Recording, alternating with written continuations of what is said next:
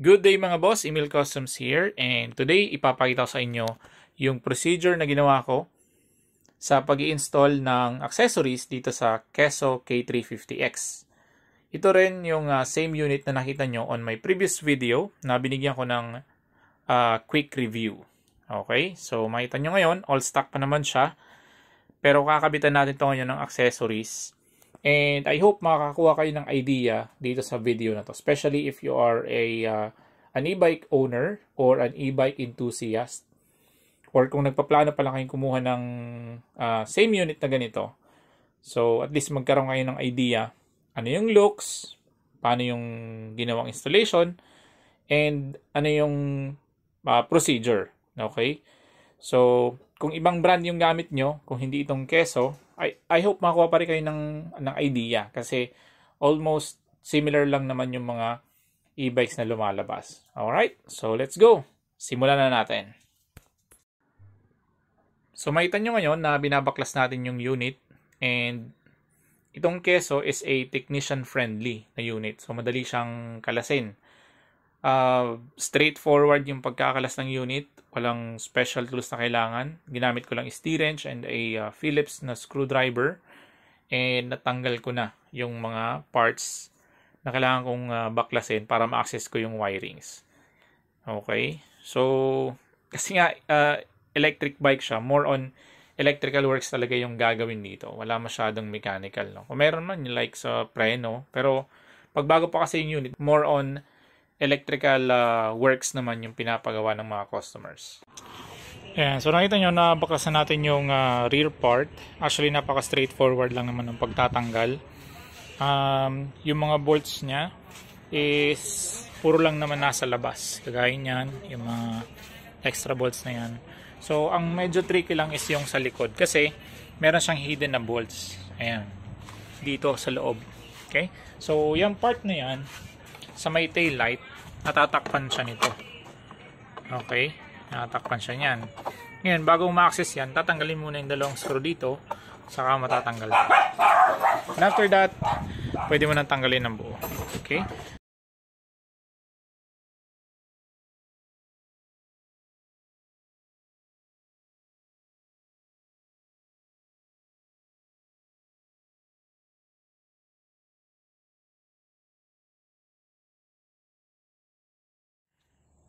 So ayun, nakalas na natin yung front.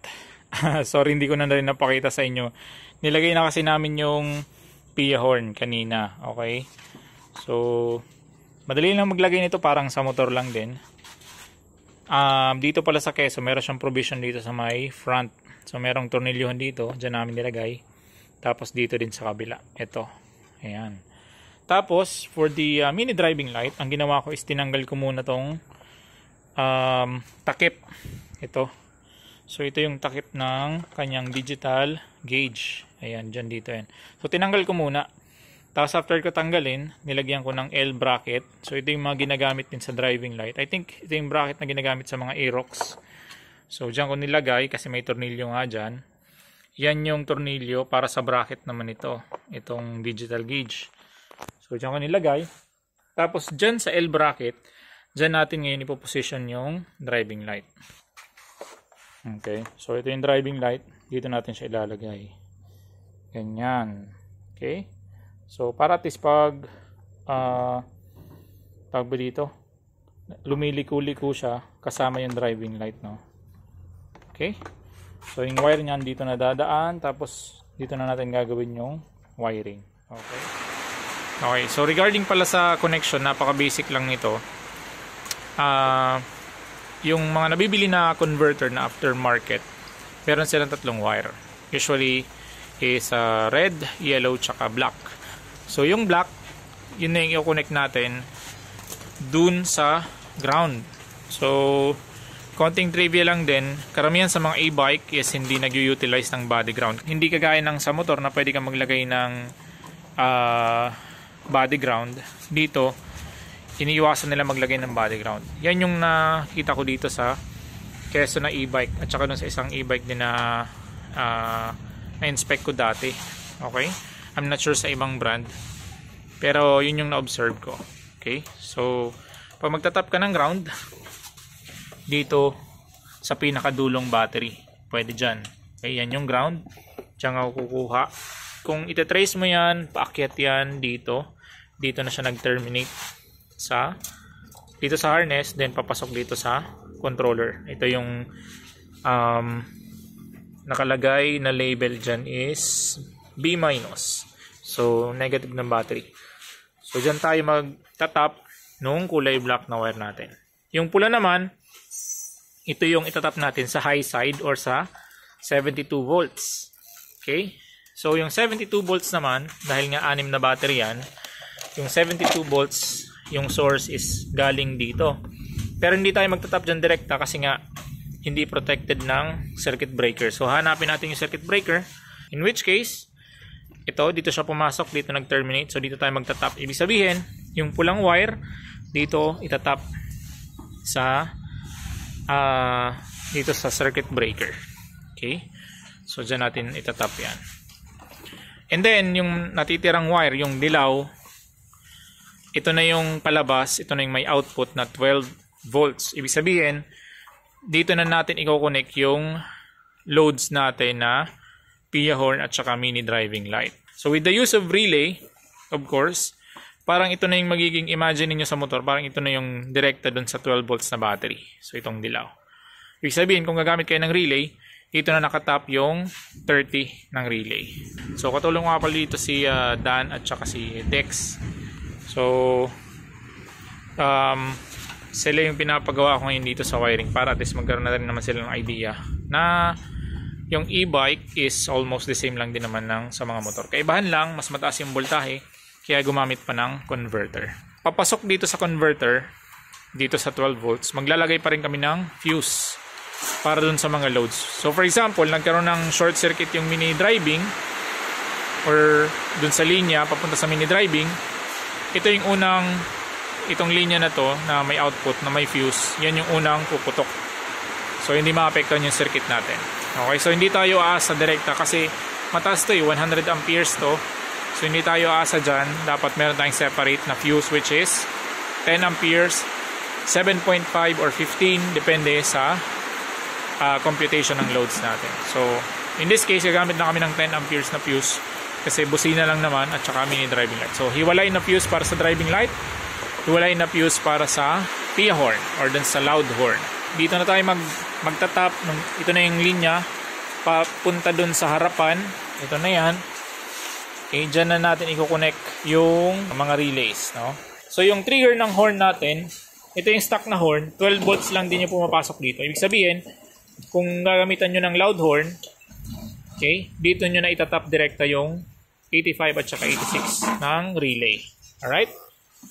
So, ganyan lang. Okay? And then, para masiguro natin na hindi basta, hindi, kumbaga, magte-trigger lang tong mga loads na ikakabit natin like busina and mini driving kapag naka-on yung susian. Of course, lahat ng triggers niyan is dito pa rin manggagaling. So, hanapin natin yung output nito. Ito, naka-ano pa to naka 72 volts pa to upon checking. So, ibig sabihin, hahanap tayo dito sa wires, dito sa stock na harness ng 12 volts, yun yung magiging ACC natin. By the way, yan yung stock baka iniisip nyo yan na yung wirings namin. Ito yung stock. Pag nagbukas kayo ng mga e-bikes, ganito yung makikita nyo sa loob. Talagang marami silang wires. Though naka-cable tie naman, pero hindi sila naka-super tack. Hindi yung talagang parang gusto nyo na super linis. So, ganyan na yung stock nya. Okay? So, tuloy na tayo sa pag-wiring. And mamaya papakita ko sa inyo yung finish na product natin dito sa mini driving at saka dun sa busina. So ito na nga, inabot tayo ng brownout kagabi, kaya ngayon natin tatapusin. So by the way, natapos na natin i-install yung busina. Okay, so naka dual horn na rin yan. Huwag nyo na ito pansinin, yan yung stock nya talaga, yan talaga siya, marami siyang wires. So yun yung stock nya. So yun nga. Anyway, testingin natin kasi na-install na natin yung driving light niya. Ito. Okay, so bago tayo maglagay ng kaha, mag-testing muna tayo. Okay, so driving light, low, high. So yung high is combination. Ayan. Okay. Tapos, para sa busina, testing natin. Okay, dual din yan.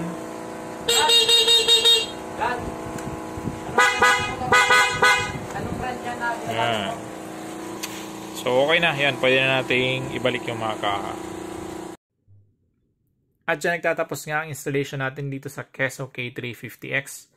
So, makita nyo naman, binubuo na namin and ready for release na yan. Kung meron kayong katanungan about this particular brand of e-bike, hanapin nyo lang po yung FB page ni Keso E-Bike Bicol, Legazpi. Sila yung official dealer ng Keso E-Bikes dito sa Bicol region. I hope meron ka natutunan dito sa video na to. Share mo naman sa mga friends mo at mag-tag ka na rin. And huwag kakalimutan mag-follow sa ating FB page at mag-subscribe sa YouTube channel. This is Emil Customs. God bless po sa inyong lahat. Ride safe and peace!